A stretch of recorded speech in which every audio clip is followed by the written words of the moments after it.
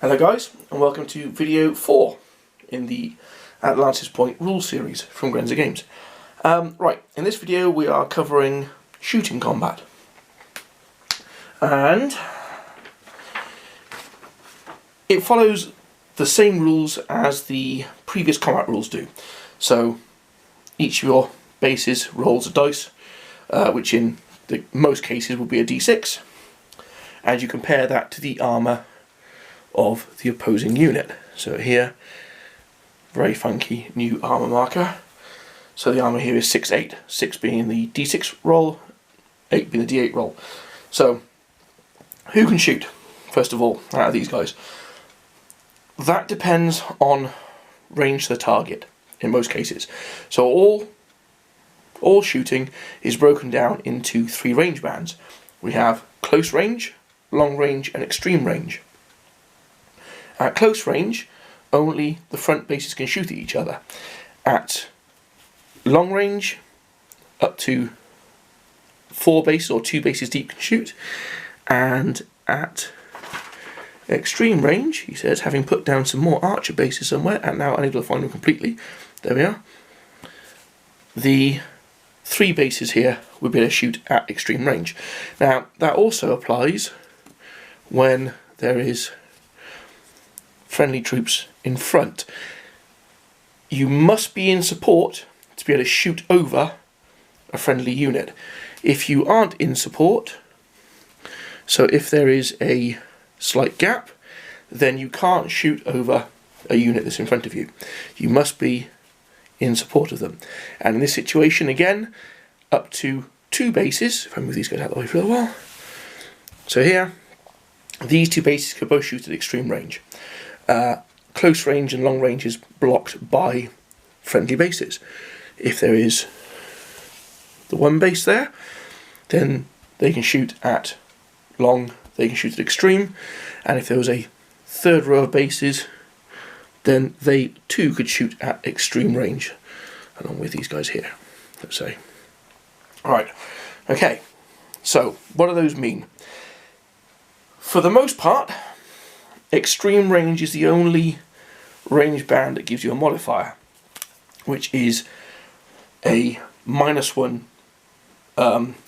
attack. So the 6-8 armour from these guys would go up to 5-7 at long range. 5-7 meaning that a roll of 5 or higher would be stopped by the armour.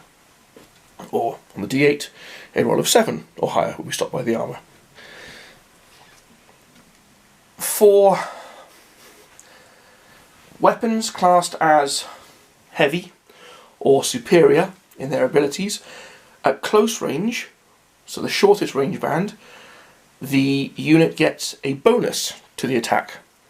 So that would push these guys' armour from 6 to 7, meaning you're going to do a lot more damage, because on that roll, as mentioned in the previous video, you get a +1 on the dice roll.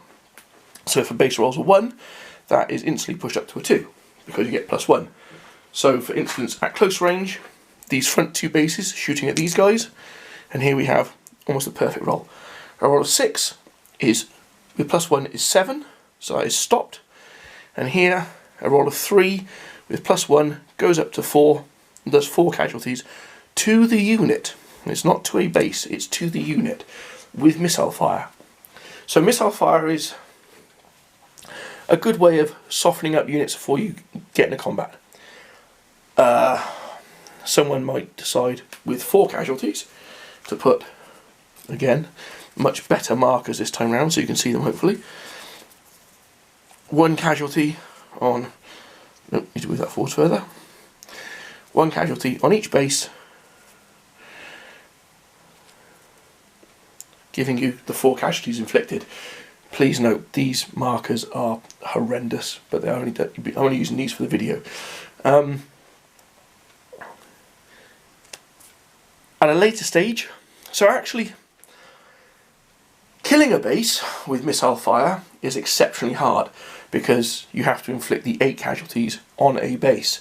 So unless you've already pushed all of these bases to 7 casualties, and then you do more damage afterwards, your opponent, you know, they're not going to be losing bases. That comes into morale effect later on, where each unit has a morale limit on how many casualties it can take.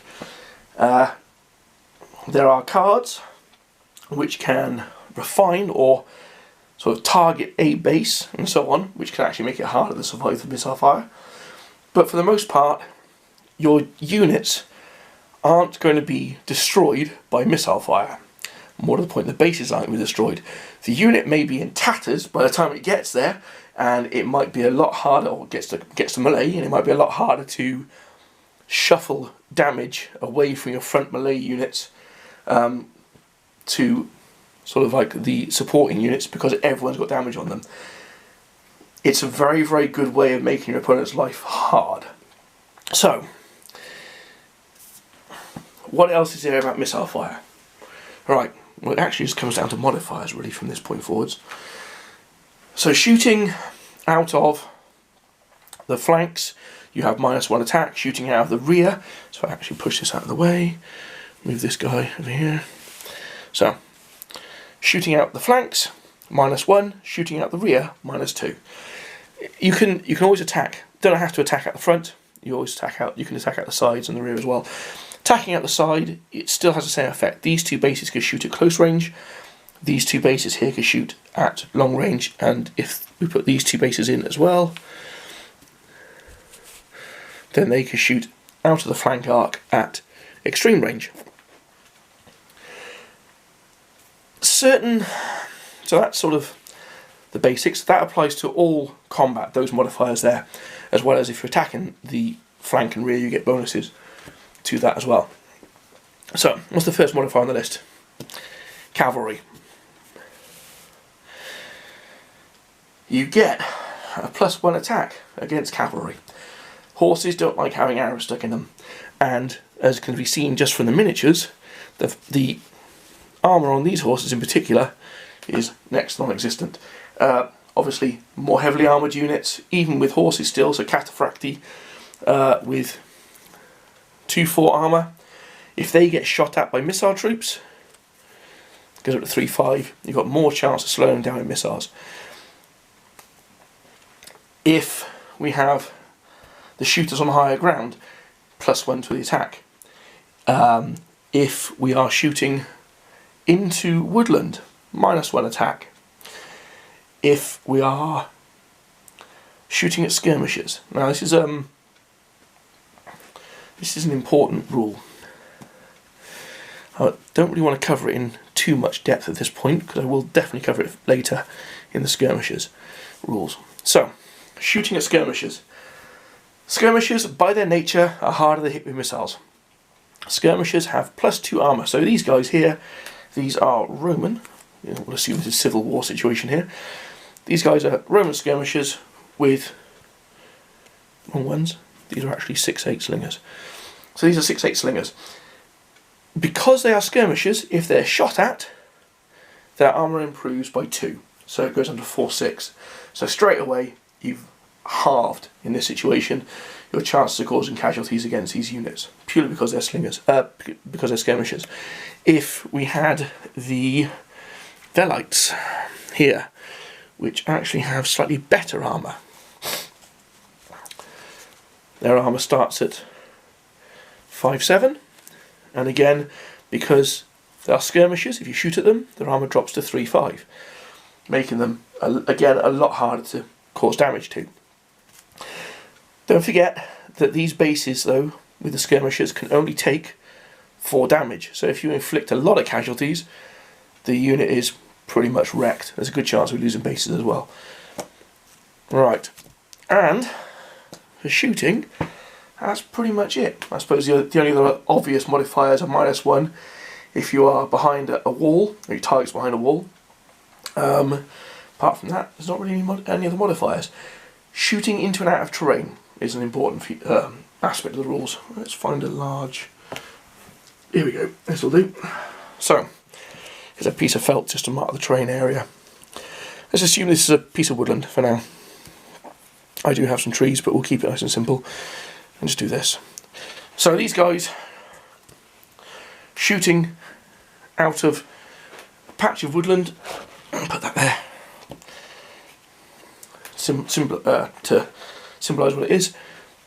they can't. They are too far into the woods and they can't shoot. The only way they can shoot is if the front of the bases of at least, well, not of at least, but the front ranks of the bases are against the edge of the woods, and those bases can then shoot. These ones can't. Likewise, if the target is in the woods and isn't on the edge, the shooters can't hit them because they are in the woods. The unit or bases would need to be on the edge. If this is a huge unit and it overhangs the woodland, the shooting is either carried out against targets in the woods or targets outside the woods. And that can only be done at long and extreme range, selecting this target.